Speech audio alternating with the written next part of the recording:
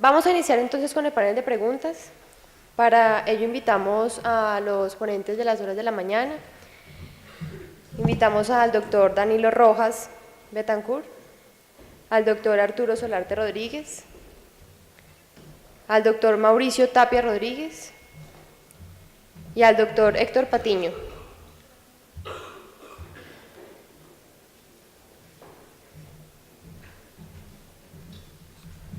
Invitamos también al moderador del panel, que en este caso será el doctor Maximiliano Aramburo Calle. Estas preguntas con las que vamos a iniciar serán de las primeras dos conferencias de la mañana.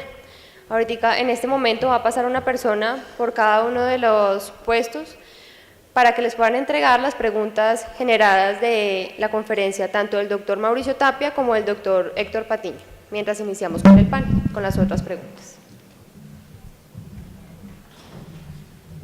Bien, muchas gracias, muy buenos días. Para liarse, la mesa que conforma el panel de hoy es un auténtico lujo, un honor que nos acompañen el profesor Mauricio Tapia, Arturo Solarte, Danilo Rojas, doctor Héctor Patiño.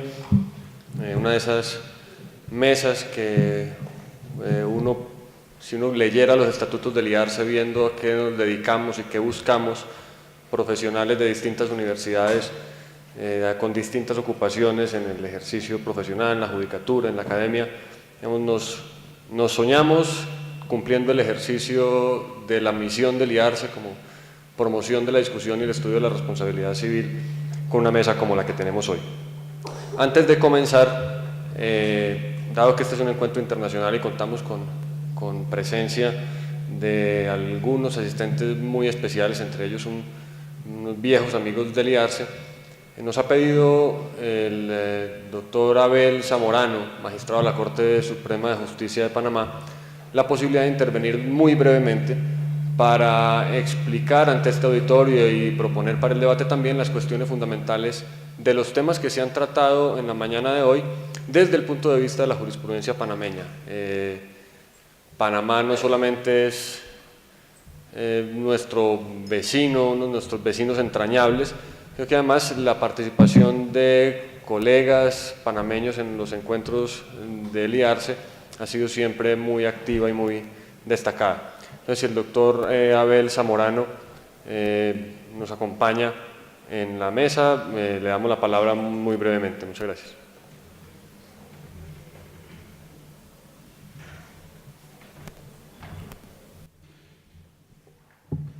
En primer lugar, muy buenos días a todas y todos. Para mí es un honor compartir esta mesa y tener un reencuentro que es una de las razones por las cuales sirven estos encuentros, de poder volvernos a ver con viejos maestros que han señalado la luz o por la cual ha caminado parte de la jurisprudencia de los tribunales de justicia en Panamá, como el maestro Javier Tamayo Jaramillo, quien es muy querido, al igual que el amigo don Andrés Orión Álvarez.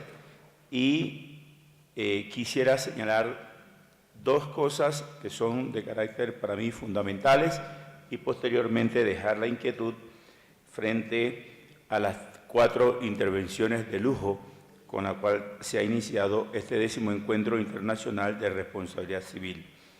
La primera, que Panamá, a nivel de su legislación, por primera vez hace referencia específicamente al daño moral a través de una reforma que se hizo al Código Civil panameño en el año de 1992, al introducir el artículo 1644A y señalar específicamente que Panamá aceptaba a nivel del derecho positivo el problema del daño moral. Esa introducción del daño moral hizo que el juzgador panameño a nivel de la materia de la jurisdicción civil no tuviese el argumento de señalar, como somos orientados bajo un sistema kelseniano, el hecho de que no existía una norma que específicamente establecía la reparación del daño moral. A partir de esa fecha, la jurisprudencia panameña logra entonces introducir, ¿verdad?, a nivel de el hecho de una de las reparaciones del daño in natura o extrapatrimonial, la reparación del daño moral. Sin embargo, las cuantías por las cuales se ha condenado en materia de indemnización del daño moral no son aquellas que se establecen, como lo señaló muy bien el magistrado Danilo Rojas y el doctor Arturo Solarte, frente a lo que es la realidad de cada uno de los procesos. Como he tenido la oportunidad de formar parte ahora de la sala tercera, que es la sala que conoce el aspecto de la reparación de los daños a nivel de Panamá, que viene siendo lo que es el Consejo de Estado aquí en Colombia en cuanto a la reparación del administrado frente a los hechos que ocasiona el Estado, hemos continuado con una jurisprudencia de acuerdo a la realidad de nuestros tiempos y siguiendo muy de cerca la jurisprudencia del Consejo de Estado y fundamentalmente la doctrina, en este caso, ¿verdad?, señalada por autores, para no hacer referencia y tratar de equivocarme en algunos de dejar por fuera, fundamentalmente de Javier y de Juan Carlos Henao, y el gran aporte que hemos tenido a nivel de Panamá con el Instituto Colombiano de Responsabilidad Civil y del Estado, de la cual, ¿verdad?, somos viejos amigos y somos viejos colaboradores, y que le felicito por este aporte que el Instituto hace a la doctrina latinoamericana con la publicación de lujo de sus 38 ediciones que esperemos pues tener la facilidad de adquirir. Y mi pregunta va para los 4 panelistas, sobre todo para el expositor de Chile, en cuanto a lo que es la pérdida de oportunidad. ¿Cómo valorar esa pérdida de oportunidad para los efectos de una indemnización material y moral por parte de la víctima? Y la segunda inquietud, que la dejo a cualquiera de los expositores de la mesa, es que para los efectos de la indemnización del daño material, el daño material es un daño que es perfectamente indemnizable porque el bien se puede comprar en el mercado. Allí no hay ningún problema. Se dañó la puerta del coche, esa misma puerta del coche es reparable exactamente como quedó.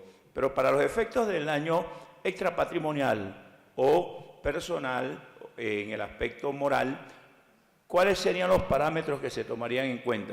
Sabemos que cada caso en particular tiene su propia peculiaridad. Por ejemplo, no es lo mismo la pérdida de un padre en un accidente producto de un agente del Estado, que es el padre el que lleva el alimento a la casa, por lo tanto no solamente hay una reparación, un daño material porque el padre deja de aportar, y de carácter moral porque la pérdida causa también dolor a todos sus deudos, que la reparación de un menor, de un niño. En este caso el niño no aporta económicamente, pero en ese aspecto, ¿verdad?, señalado aquí, que es la pérdida de esa oportunidad, o como bien dijo Danilo, ¿verdad?, la posibilidad de que ese menor durante el término de mientras vivía con su padre pudiese aportar económicamente. ¿Cuáles serían los criterios, a su juicio, que ustedes establecerían para los efectos que el operador de justicia fuera más certero en una sentencia más justa, más consona y más realista a nuestros tiempos? Y muchas gracias por esta oportunidad.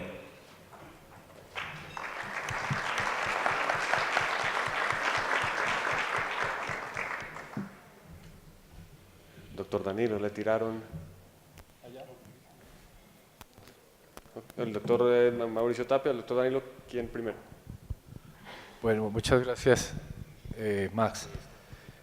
Yo voy a dejar la La pregunta sobre pérdida de oportunidad para el profesor chileno, no sin antes decir, conforme lo que señalé en parte de la exposición, en Colombia, en el Consejo de Estado se viene haciendo cada vez más un reconocimiento explícito de la pérdida de oportunidad como un daño autónomo, no solamente en temas de daños extracontractuales, sino contractuales. Yo creo que eso es posible hacerlo en parte.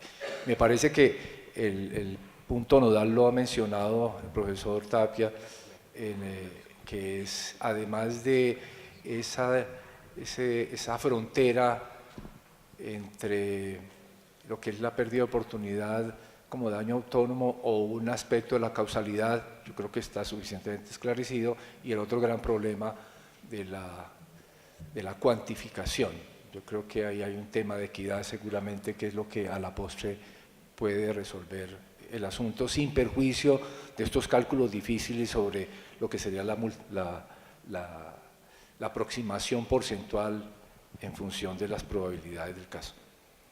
Me detengo más bien un poco en la pregunta relacionada con los criterios que harían más justo un reconocimiento de indemnizatorio a un caso como el del niño que no aporta económicamente, si entendí bien.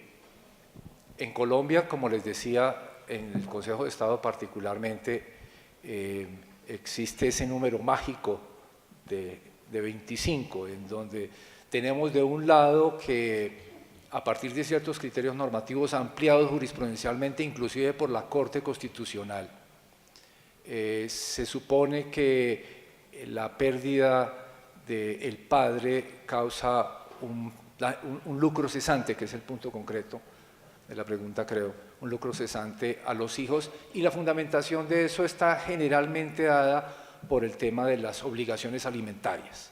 Entonces, digamos, uno puede encontrar en la normatividad de obligación alimentaria la fundamentación de ese tipo de reconocimiento del lucro cesante. Entonces, el punto es que la obligación alimentaria de padres a hijos, por ejemplo, la norma lo establece en una mayoría de edad, la Corte, por razones que no alcanzaríamos a explicar, lo ha ampliado hasta los 25 años. Y ahí uno diría, tiene sentido y está justificado por la obligación normativa de la obligación alimentaria.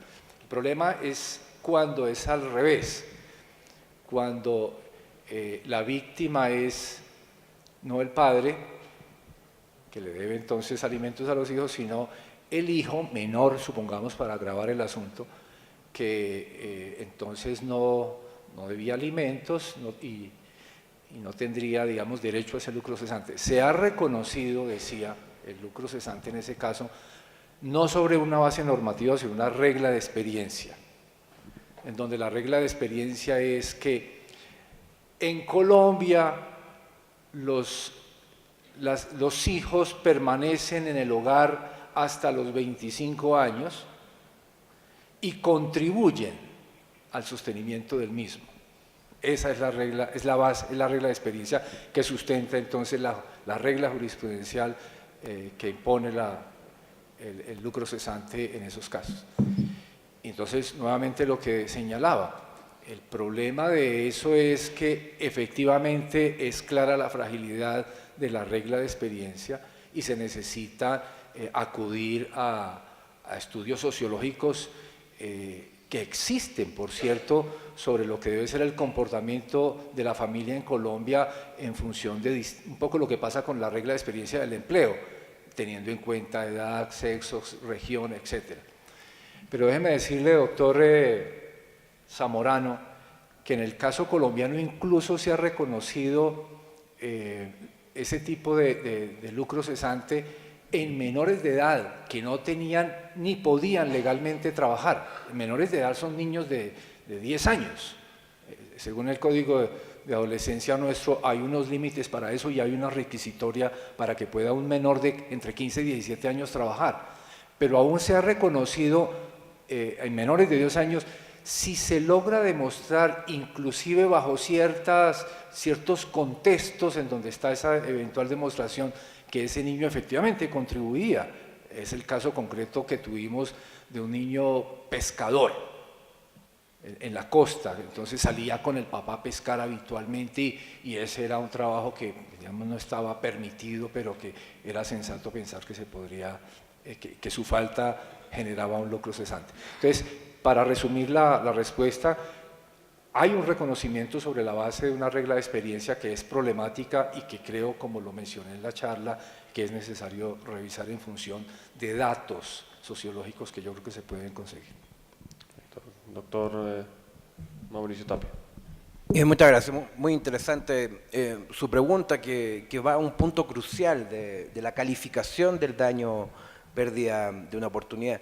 En verdad, como lo dije, este daño se creó, se inventó y es una categoría nueva, distinta al daño material, patrimonial, lucro cesante, daño emergente, distinta al daño moral, extrapatrimonial, puesto que es la valoración de la chance, de la oportunidad y no del resultado final.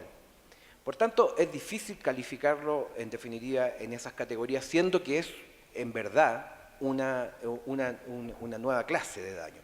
Ahora, sin perjuicio de ello, las oportunidades pueden tener una connotación, digámoslo, moral o patrimonial.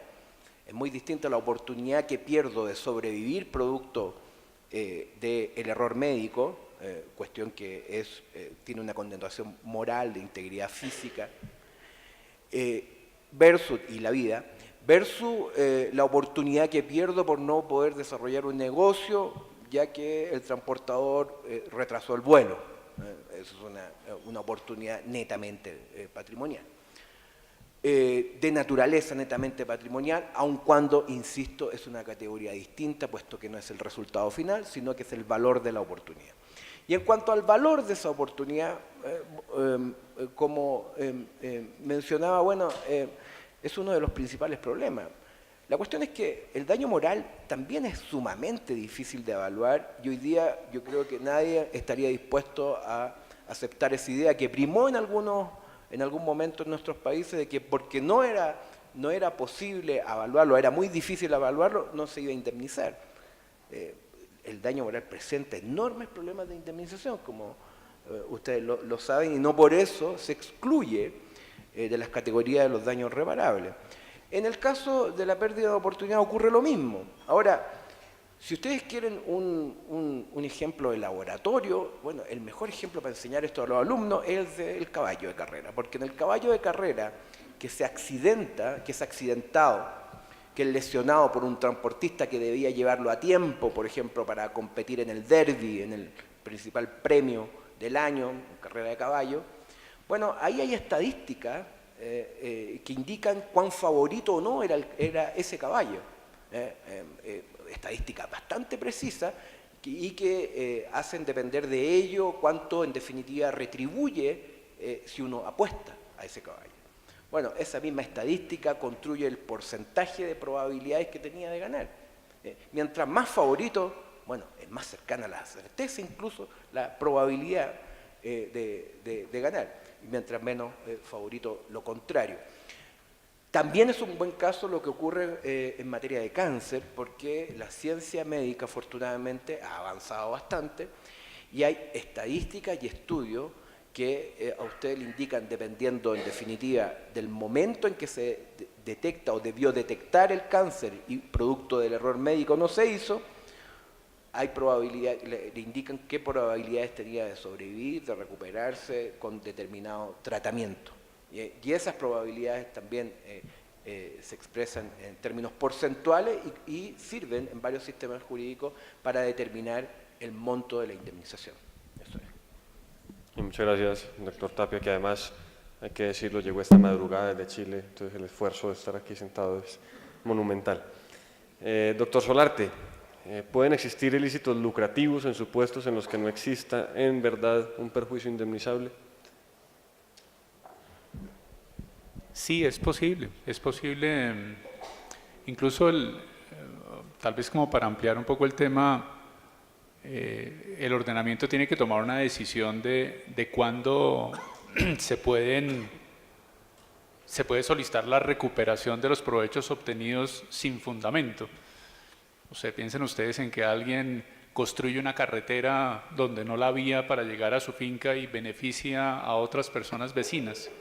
podrá trasladarle a esos vecinos los costos en que incurrió para la realización de la carretera. Digamos, esos supuestos que son, digamos, supuestos en los que obtenemos beneficios de actuaciones de otros, pues no podrían entrar dentro de la restricción de beneficios de la que estamos hablando, porque pues en el fondo permanentemente nos beneficiamos de actuaciones de otras personas. El punto está específicamente en los casos de beneficios obtenidos por intromisiones ilegítimas en derechos de otro. Ese es el planteamiento, digamos, concreto.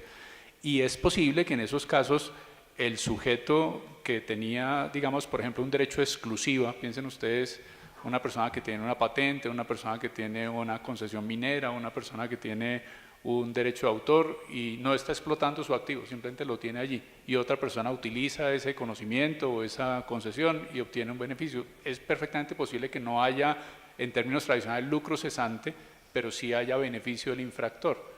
Esa es tal vez la pregunta que se pretende hacer. La pregunta es si eso es responsabilidad civil o no.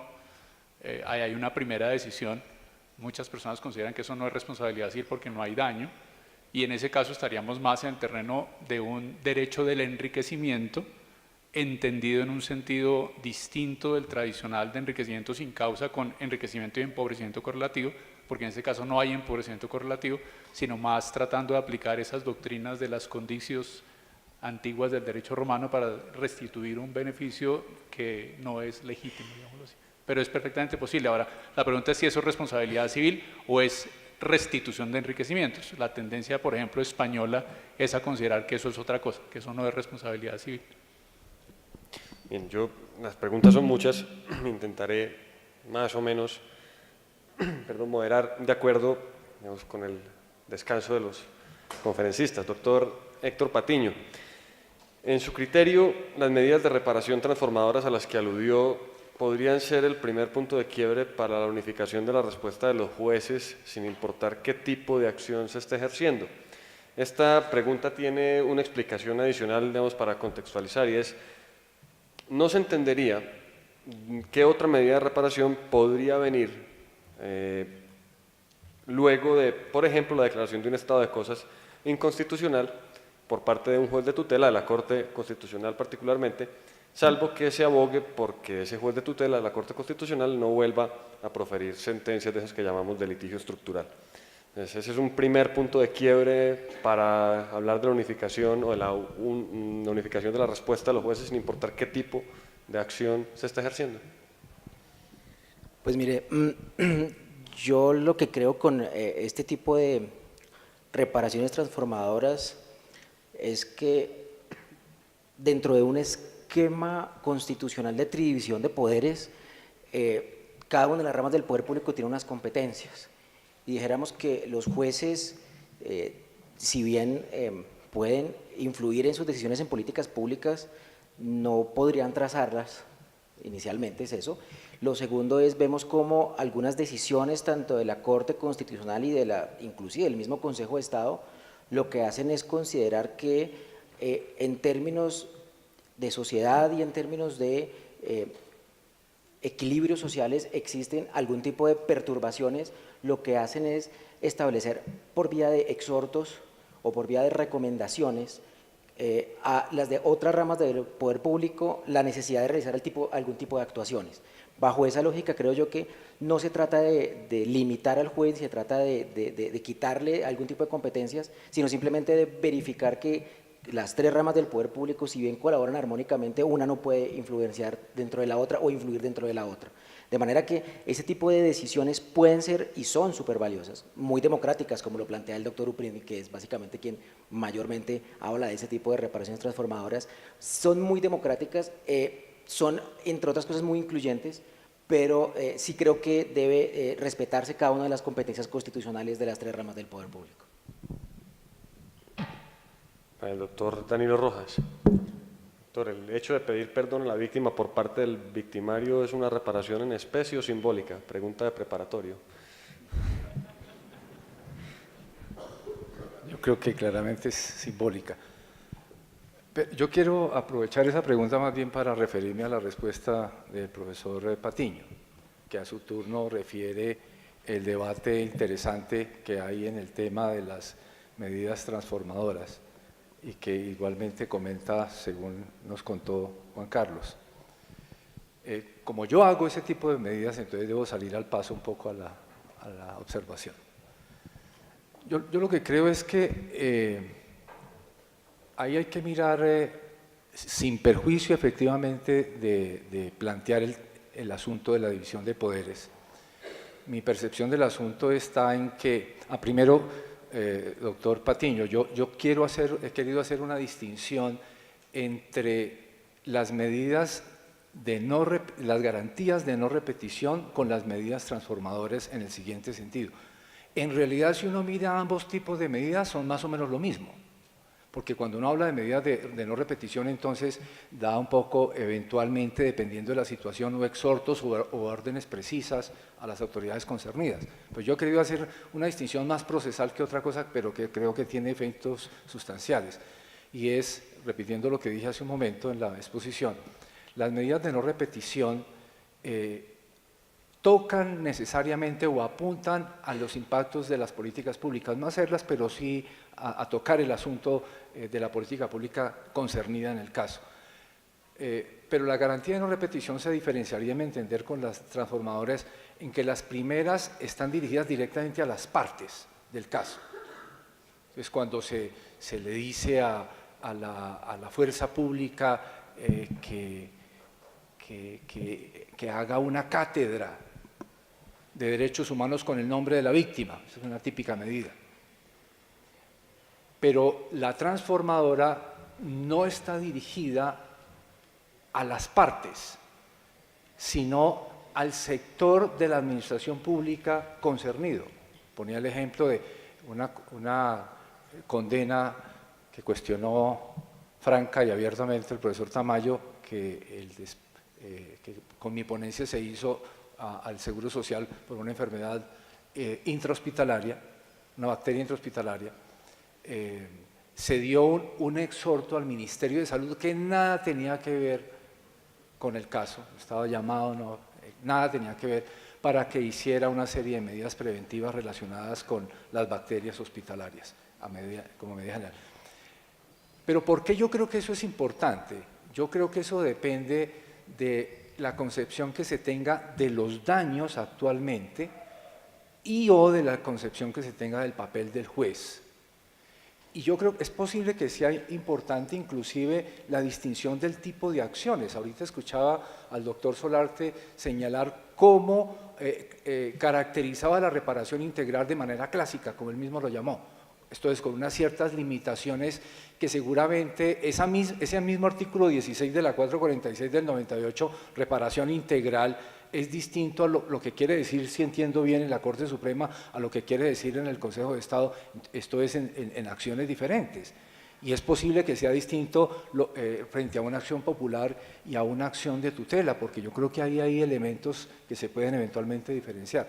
Pero entonces, si yo, por ejemplo, concibo que la violación a derechos humanos, para no hablar de la extensión a que se refería en su ponencia, la violación a derechos humanos generalmente proviene no de individuos, sino de burocracias estatales. La pregunta que uno debe hacerse como juez, creo, es ¿cuáles son los remedios frente a ese tipo de violaciones? Yo creo que el remedio tiene que apuntar no exclusivamente al individuo, sino a la burocracia estatal que generó eventualmente la violación. Y es por eso por lo que yo creo que está justificado que además de hacer la reparación, la indemnización del caso, se valga el juez del caso para tratar de impactar un poco más allá. Pero yo creo que, repito, depende un poco de la concepción del tipo de daños, especialmente en materia de violación de derechos humanos, que, insisto, no creo que provenga de individuos, sino de burocracias estatales. Entonces los remedios tienen que ser acorde con eso. Y también un poco de la concepción del papel del juez. Y ahí hablaríamos mucho más largo, pero pues no es el caso. ¿Qué se entiende? Si eso que yo como juez estoy convencido que debe hacer es activismo judicial o no, yo no creo que sea activismo judicial. A no ser que se entienda por activismo judicial la función del juez que tiene una consecuencia social con su decisión, como sería un juez activista judicial el juez, el legislador negativo, en la idea del legislador negativo que tiene el juez de constitucionalidad, por ejemplo. Y para el doctor Solarte, ¿puede acumularse la réplica? Yo, con todo respeto, doctores, yo no quiero entrar a polemizar ni armar un debate, solo quiero decir un par de cositas pequeñas en relación con lo que acaba de exponer el consejero. Es lo siguiente, la pregunta que yo creo que se debe hacer no es si, pues a mi modo de ver, no es si el juez tiene o no tiene la posibilidad de tener o de tomar medidas con sensibilidad social en cada caso específico, dependiendo de las circunstancias particulares de cada caso, sino si esas decisiones hacen parte de la responsabilidad civil y si esas decisiones se toman dentro de la estricta competencia constitucional y legal del juez de la responsabilidad civil. ¿Por qué me refiero a esto? Me refiero a esto porque uno de la jurisprudencia prolija del Consejo de Estado, porque hay que reconocer que además de ser abundante es bien estructurada, a mi modo de ver. Creo que existen eventos en los cuales la gran pregunta que queda y lo que queda en el ambiente, o por lo menos que a mí me queda, y se le ha escuchado a mucha gente, a quienes por supuesto no voy a comprometer, es si eso hace parte de la responsabilidad civil o hace parte de la función de la jurisdicción, que son dos cosas completamente distintas a mi modo de ver. Y dentro de esa lógica yo creo que todo este tema me parece que es un debate interesantísimo, pero también creo que es un debate que se debe circunscribir a cuál es la función del juez de la responsabilidad civil como juez de la responsabilidad civil, ojo, y no como miembro de la jurisdicción contencioso administrativa. Me parece a mí que eso hace parte de la discusión.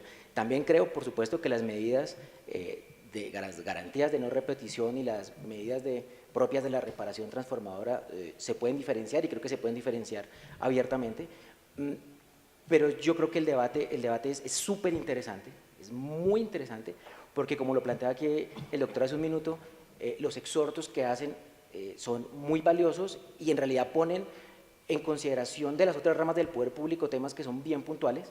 Pues para no ir tan lejos, repito el tema del doctor, las infecciones intrahospitalarias o nosocomiales.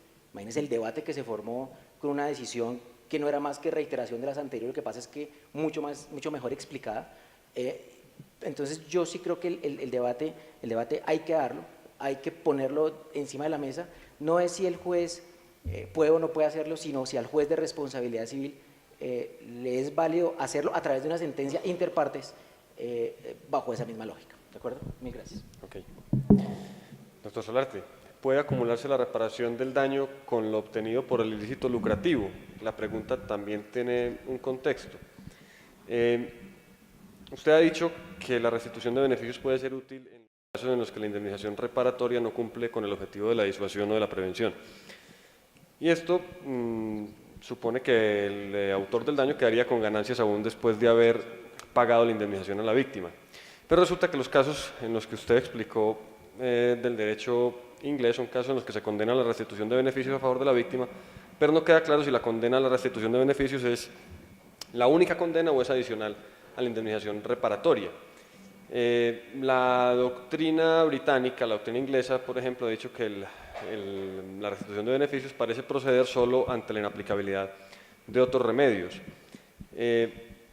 Entonces la restitución de beneficios solamente se otorga cuando no haya otro remedio, otra medida de reparación posible, o debe ser una condena autónoma y no adicional a los daños compensatorios. ¿Cómo tendría que operar esto en Colombia? Ok, es como la mitad de la conferencia, pero trataré en 3 minutos como de responder de la forma más concreta posible. Como les decía, identificado el problema, los ordenamientos se han ido por distintas vías. Daños punitivos es una opción. Considerar que la reparación podría absorber ganancias bajo una visión de responsabilidad civil reparadora y preventiva. En Colombia eso podría hacerse si uno le diera un campo de juego a la equidad más amplio que el que tiene, con riesgos. Tocaría una jurisprudencia muy juiciosa y clara que diera unas líneas claras de cuáles pueden ser los casos en los que eso se aplique, O la otra es aplicar el tema de la doctrina del enriquecimiento, planteada en España por Díez Picasso, pero redefiniendo un poco el tema del enriquecimiento, no limitándose al enriquecimiento sin causa en los requisitos tradicionales y con la caracterización tradicional que tiene la Corte colombiana desde el año 35.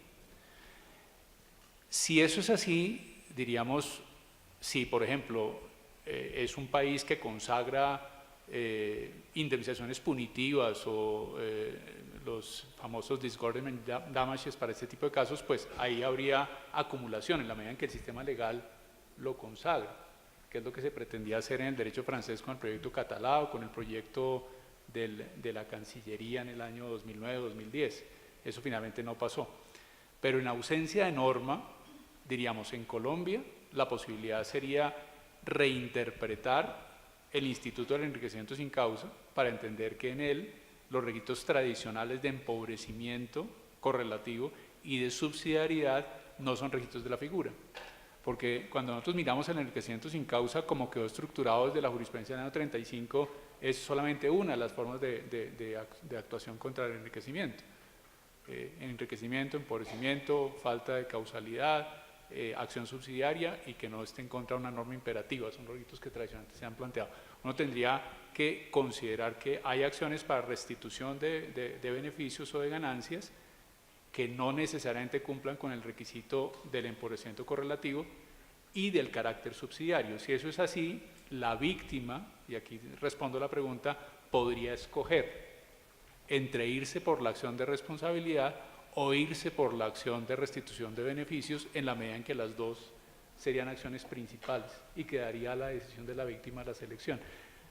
No me parece adecuado un sistema en el que se permita la acumulación de las varias prestaciones, o sea, lo que decíamos de la interpretación acumulativa de las normas de propiedad industrial, donde se permitiría que usted cobre el lucro cesante que padeció, más el beneficio del infractor, más el valor de la regalía que hubiera tenido que pagar si hubiera contratado una licencia, pues me parece que es una sobrecompensación. Entonces, me parece que dependiendo como de la alternativa que se escoja, si en Colombia se quiere profundizar la alternativa de repensar el Instituto del Enriquecimiento, sería una acción alternativa a la de enriquecimiento, a la de reparación de daños principal, y que la víctima tendría la posibilidad de escoger. Bien. Tenemos un problema serio, señor presidente. Hay cerca de 15, 20 preguntas más y apenas unos pocos minutos antes de pasar a almorzar. Entonces, para efectos de medio distribuir la carga, no de la prueba, pero sí de la respuesta entre los integrantes de la mesa, carga dinámica de la respuesta, haríamos algo así, volver al profesor Tapia. Ustedes han visto que he pasado una serie de preguntas simplemente para efectos de tratar de distribuir, no es que no quiera hacerlas, quisiéramos quedarnos más tiempo. Profesor Tapia, la oportunidad usted la ha descrito como un hecho. Y ha estado hablando del criterio de certidumbre acerca de la prueba y ha más o menos caracterizado el asunto como una cuestión probatoria acerca de la certeza. ¿Sería viable pensar en aplicar estándares de prueba que no impliquen certeza absoluta sobre la existencia?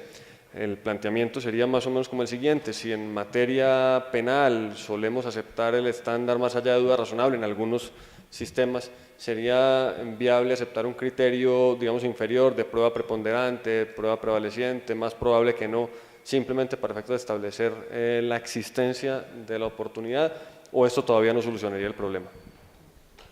No, desde esa perspectiva, bueno, depende de cada país, pero en términos generales se sujeta a las reglas comunes de la prueba de cualquier hecho que acredite la existencia, en definitiva, de una probabilidad.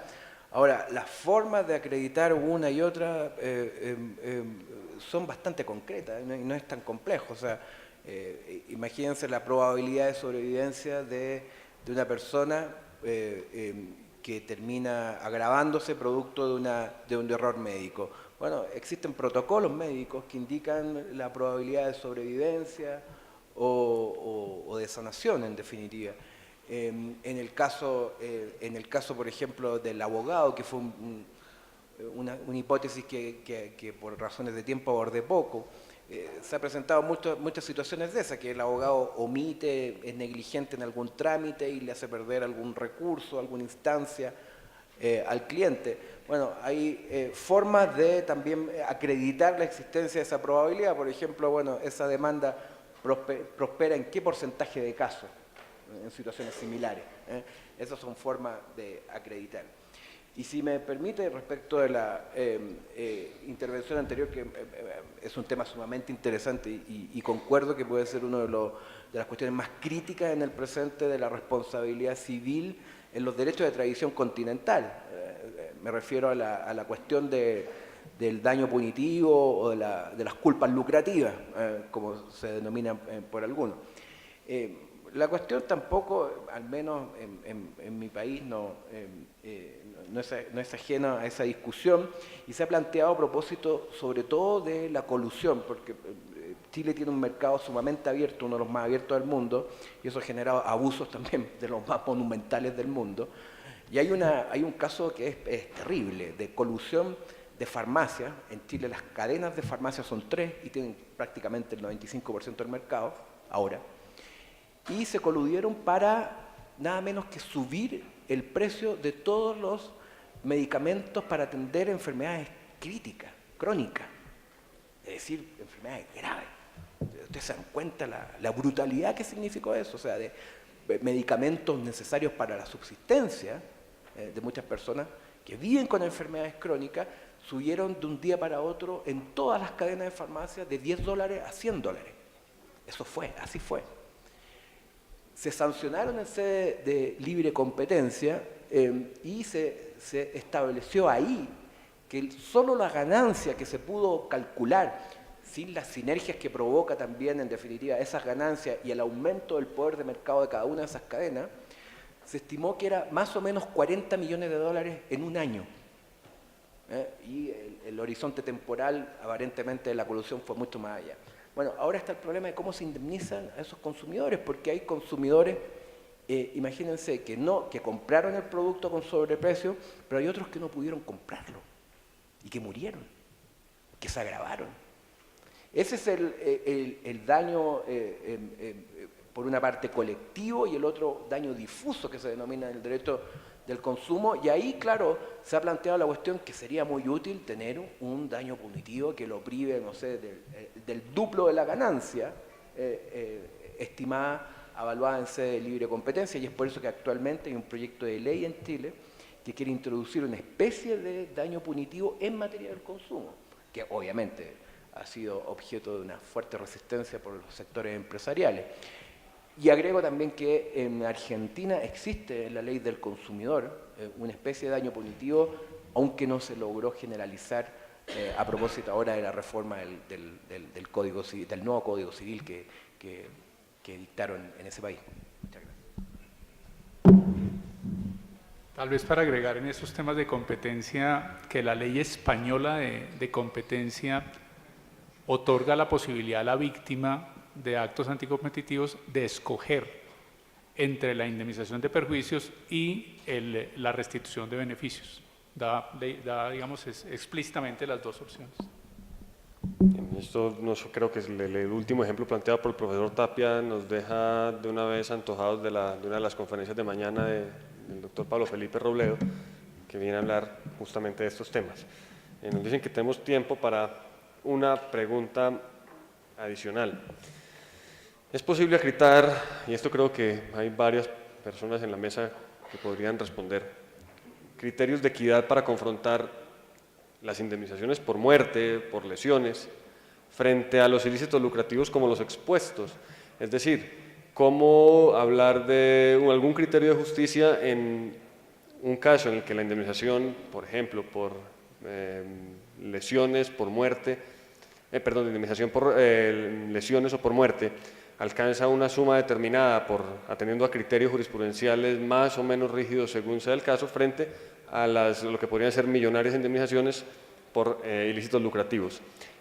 Si es posible hacer esa confrontación, estamos frente a un problema de justicia distributiva más que un problema de justicia correctiva. Creo que los criterios de los que hemos hablado a lo largo de esta mañana casi que permiten que todos los integrantes de la mesa intenten dar una respuesta.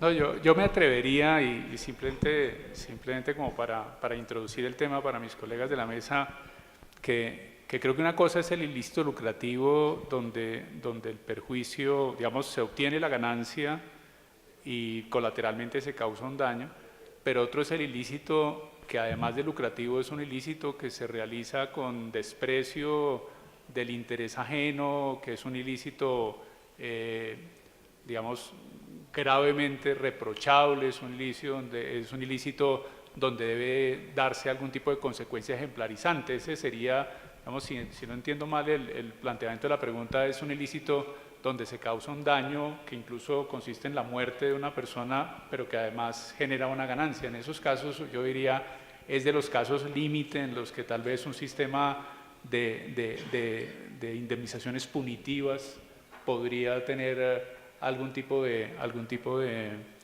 cabida, en la medida en que yo creo que uno puede separar los supuestos. Hay cierto tipo de hechos ilícitos que generan ganancia, pero que incluso podrían ser ilícitos en los que la conducta no tenga un grado de reproche muy alto, o incluso hechos en los cuales ni siquiera haya un factor de imputación. Ahí posiblemente la restitución del beneficio operaría bajo las reglas de la restitución de enriquecimientos y no habría responsabilidad civil. Entonces uno podría partir de ese supuesto hasta llegar al último, al extremo, donde el ilícito es lucrativo y además es con grave desprecio del interés ajeno, donde incluso un supuesto daño punitivo podría ser admisible. Yo me atendría a la tesis. Hola. Me atendría a la tesis expuesta en relación con la equidad. Cuando hice referencia al tema, hice notar cómo me parece que, y aquí creo que el profesor Solarte comparte el criterio, que la jurisprudencia colombiana hace bien en dejar la equidad como el último recurso que se tenga para efectos de abordar una indemnización, un cuanto. Si hay otras posibilidades en su orden normativas y luego de regla de experiencia, creo que es lo correcto. Y en este caso vería que es el caso. Si hay posibilidades como las que, a partir de los ejemplos que mostró el doctor Solarte, concretamente el de los videos, por ejemplo, en la experiencia española, me parece que si se pueden detectar y cuantificar esas ganancias, por ese lado es más fácil que sacarlo por equidad. Yo recurriría solo en última instancia a la equidad. Y lo otro que mencionó Max, sobre si allí hay un tema de justicia restaurativa o distributiva, yo creo que ahí no cabría exactamente ese debate, lo que pensaría, porque normalmente el debate de justicia restaurativa y distributiva, yo lo veo, por lo menos en responsabilidad extracontractual del Estado, más cuando hay un asunto de responsabilidad objetiva, en donde pues no hay culpa alguna de nadie. El ejemplo clásico nuevamente puede ser el más difícil de las enfermedades intrahospitalarias. Nadie tuvo la culpa, pero ¿cómo se distribuyen esos riesgos? Es un poco lo que habría que preguntar. Profesor Tapia.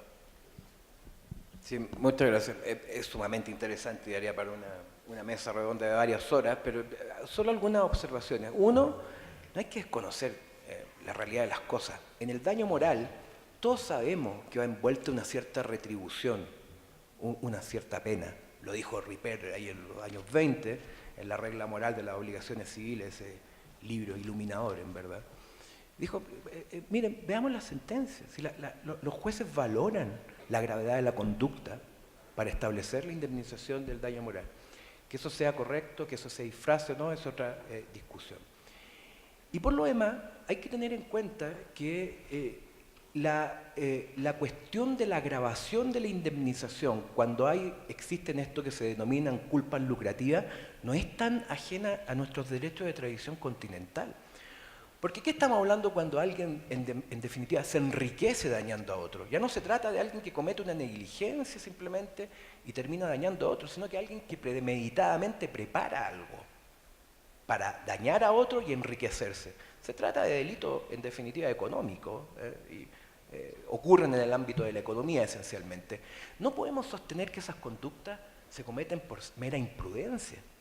Esos son actos ilícitos deliberados. Y en nuestra tradición continental siempre ha existido la idea de que cuando hay dolo, los perjuicios se extienden. Cuando hay dolo, ya no es solo lo previsible, sino que es también lo imprevisible. Y esa lógica es la lógica de las faltas lucrativas, que no es, por tanto, tan ajena a nuestro sistema de tradición continental. En nuestro caso, 1558, en el caso de ustedes debe ser por ahí 1600 y algo, por ahí, 16, que es exactamente la misma regla, la misma norma. Muchas gracias. Bien, ahí no solamente hay una pregunta del doctor Tamayo, sino que hay cerca de 15 más. Desafortunadamente tenemos que cortar para almorzar porque luego no arrancamos con las conferencias de la tarde. Entonces yo tengo que agradecer en este punto a los conferencistas por su presencia, por las conferencias y por haber aceptado amablemente responder algunas de las preguntas. Intentaremos tratar de plantearlas en el almuerzo, ojalá de viva voz para que todos oigan. Pasamos a almorzar, agradecemos mucho la presencia esta mañana y la atención. Muchas gracias.